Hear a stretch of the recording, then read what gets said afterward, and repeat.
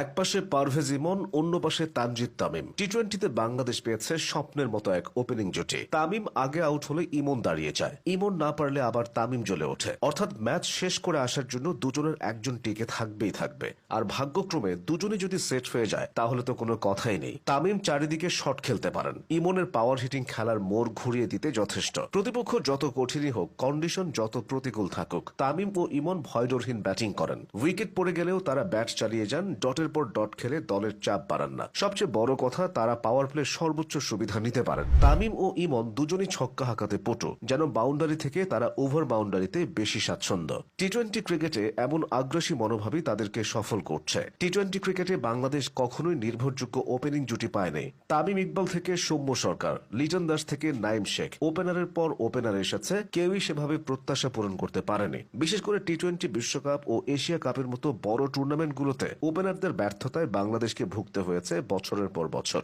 সেই ব্যর্থতা ঘুচতে পারে তামিম ও ইমন জুটিতে। দুজনের বয়সটা কম, এই বয়সেই তারা জাতীয় দলে থিতু হয়েছেন, তাও আবার সবচেয়ে গুরুত্বপূর্ণ পজিশনে। তামিম ও ইমনের বোঝাপড়াটাও দারুণ। তারা দীর্ঘদিন থেকে একজন আরেকজনকে চেনেন।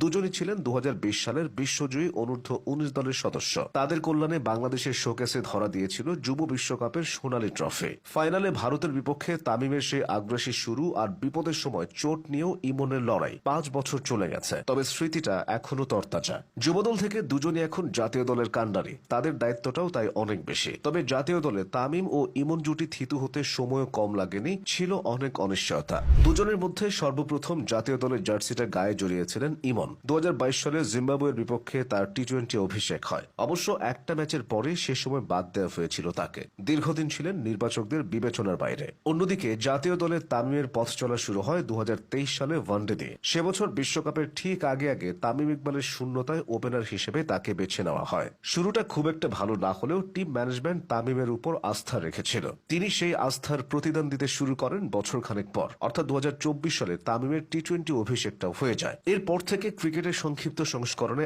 একটা পাশ আগলে রেখেছেন তামিম। এদিকে 2025 সালে এসে পুনরায় জাতীয় দলে ইমনের প্রত্যাবর্তন হয়, তবে এবার আর হুট করে এনে এক ম্যাচের পরে বাদ দেওয়া হয়নি তাকে। টি-20-র পর অনভিষিক্ত ইমনকে নিয়ে রাখা হয় চ্যাম্পিয়ন্স ট্রফির মঞ্চে।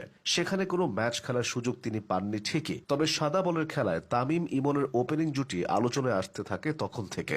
এরপর 2025 সালের মেতে সংযুক্ত আরব আমিরাতের বিপক্ষে 3 ম্যাচ টি-20 সিরিজের প্রথমটিতে তামিম ইমন ওপেনিং জুটির সূচনা হয়। ওই ম্যাচেই দুর্দান্ত এক সেঞ্চুরি করে নিজের জায়গাটা পাকা করে ফেলেন ইমন। আর তামিম তো আগে থেকেই দলের ফার্স্ট চয়েস ওপেনার। শুরু হয় দুজনের নতুন পথ চলা। এরপর পাকিস্তানে হওয়া 3 ম্যাচের টি-20 সিরিজেও ব্যাট হাতে দুজনের চমকটা অব্যাহত থাকে।